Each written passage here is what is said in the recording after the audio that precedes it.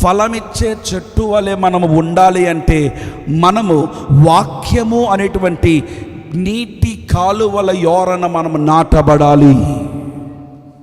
ఈ వాక్యపు నిల్వ మన హృదయంలో ఉండగలిగినప్పుడు, మీకు జ్ఞాపకం చేయనా, పరిస్థితులు నీ మీద పిల్లరా నిన్ను త్రొక్కుతున్నప్పుడు, ఒత్తిళ్ళు నీ మీదకి పెరుగుతున్నప్పుడు, నువ్వు కృంగిపోవలసిన స్టేజ్కి వెళ్ళిపోయినప్పుడు శక్తి కలిగిన దేవునికి వాక్యమే నిన్ను బలపరుస్తుంది.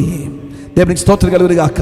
వ్యక్తిగతంగా నా జీవితంలో ప్రభు నన్ను ప్రియమైన బిడ్డలారా, పరిస్థితులు కొన్నిసార్లు ప్రతికూలంగా, వ్యతిరేకంగా, కొన్నిసార్లు ఎలాగూ ఈ పరిస్థితుల నుండి గట్టెక్కుతాం, ఎలాగూ ఈ నెల నుండి గట్టెక్కుతాం అన్నప్పుడు దేవుడు ప్రభునందు ప్రియమైన బిడ్డలారా ఈ వాక్యము ద్వారా మాట్లాడి, నేను లేనా నిన్ను పోషించడానికి, నేను లేనా నిన్ను నడిపించడానికి, నేను లేనా నిన్ను ముందుకు కొనసాగింప చేయడానికి,